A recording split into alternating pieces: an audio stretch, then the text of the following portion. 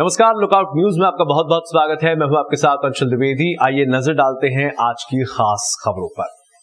Corona काल में lockdown का समय हर किसी ने अपने अपने तरीके से व्यतीत किया। किसी ने तनाव के क्षण गुजारे तो किसी ने सोशल मीडिया पर एक्टिव रहकर अपना टाइम पास किया। लेकिन चैनपुरा हंसखेड़ी के एक किसान ने अपना पूरा समय एक आकार को बनाने में व्यतीत किया और एक नई सौगात की शुरुआत की। यह नजारा किसी 5 सितारा होटल के रूम का नहीं है, बल्कि लॉकडाउन के खाली समय में ग्राम चैनपुर हंसखेड़ी के कृषक कृष्णपाल सिंह चौधरी द्वारा देखे गए एक स्वप्न की साकार अवस्था है। और इस स्वप्न को कबाड़ से जुगाड़ तक के फॉर्मूले पर फिट करके खुद कृष्णपाल सिंह ने अपने हाथों से मूर्त रूप दिया है। इस इकलौते कमरे में बेडरूम से लेकर किचन तक की पूरी व्यवस्था है। एक दरवाजा बेडरूम में प्रवेश का है तो दूसरा दरवाजा किचन के सामने से बाहर निकलने का। किचन का वॉश बेसिन में नल का कनेक्शन किया है तो रोशनी के लिए 2 खिड़कियां भी लगाई है। साथ ही इसकी छत पर छोटी सी बैठक व्यवस्था भी जमाई गई है। 17 बाय 10 का यह कमरा 2 पहियों पर कसा हुआ है।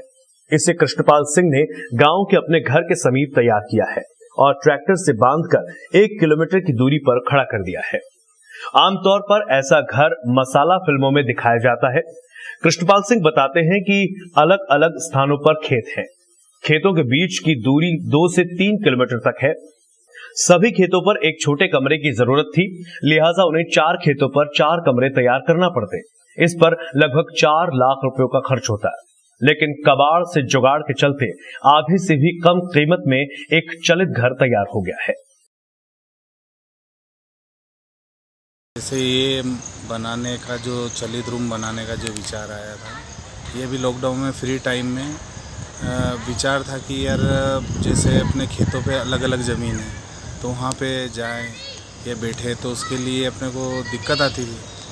तो उसके लिए विचार में कि जो पुराना लोहा है या जो भी पुरानी चीज़ें उससे बना के अभी लॉकडाउन में, और जो दिक्कत आती थी अलग अलग जहाँ भी खेतों पे जाने में, बैठने में, या रात को पानी चलता है तो वहाँ सोने में दिक्कत आती है, इसलिए ये चलित रूम बनाया हमने।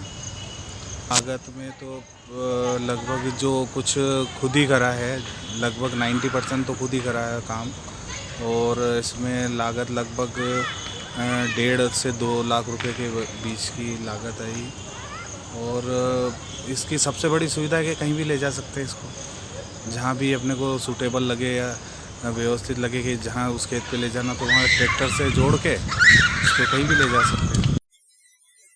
मध्य प्रदेश राज्य कर्मचारी संघ ने अपनी 23 सूत्रीय मांगों को लेकर भोपाल में प्रदर्शन किया। जोरदार नारेबाजी के साथ मुख्य सचिव को ज्ञापन भी सौंपा। अमर रहे, अमर रहे, हम सब एक हैं, हम सब एक हैं, हम सब एक हैं, हम सब एक हैं। कर्मचारी भाई भाई लेके रहेंगे भाई भाई, कर्मचारी भाई भाई लेके रहेंगे भाई भाई। लगभग 2 दशक के बाद बुलंद नारों की आवाज वल्लभ भवन की दीवारों से टकराई। वल्लभ भवन किसी भी प्रकार के प्रदर्शन के लिए 20 वर्षों से प्रतिबंधित एरिया है। जब वल्लभ भवन में बैठी सरकार अपनी हो और हक मांगने वाले भी अपने हो तो भला प्रदर्शन की अनुमति कौन रोक सकता है। लिहाजा मध्य प्रदेश राज्य कर्मचारी संघ के प्रदेश भर से आए पदाधिकारियों ने अपनी 23 सूत्रीय मांग को लेकर मुख्य सचिव के नाम नायब तहसीलदार परवेज अली को ज्ञापन सौंपा। भोपाल संभाग के संभागीय अध्यक्ष मुरारी लाल सोनी ने बताया कि 23 सूत्रीय मांगों में से हमारी एक मांग पूरी कर दी गई है। 23 सूत्रीय मांग पत्र था हमारा, जिसको लेके हमने निरंतर 2 चरणों में शासन प्रशासन को अवगत कराया है।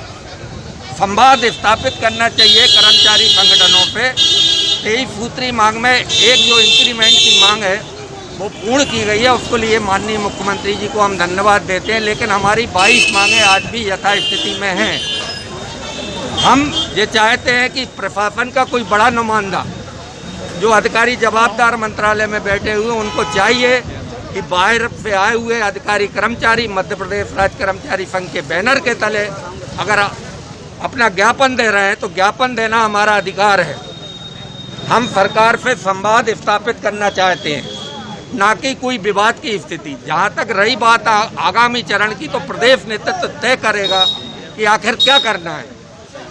राज्य कर्मचारी संघ के हमारे प्रदेश अध्यक्ष का आह्वान था 50,000 का। हमने प्रशासन के लोग खड़े हैं, अगर वो CID इंटेलिजेंस के लोग सुन रहे हो तो हमने संख्या को रोका है, पर्याप्त मात्रा में हमने मैसेज करके रोका है लोगों को। नहीं, अपने को मंत्रालय पे पूरी कोरोना गाइडलाइन का पालन करना है। लोग कहते हैं कि मंत्रालय के सामने आप ज्ञापन नहीं दे सकते, हम कहते हैं कि 6.5 लाख कर्मचारी हम कभी भी मंत्रालय का घेराव कर सकते हैं।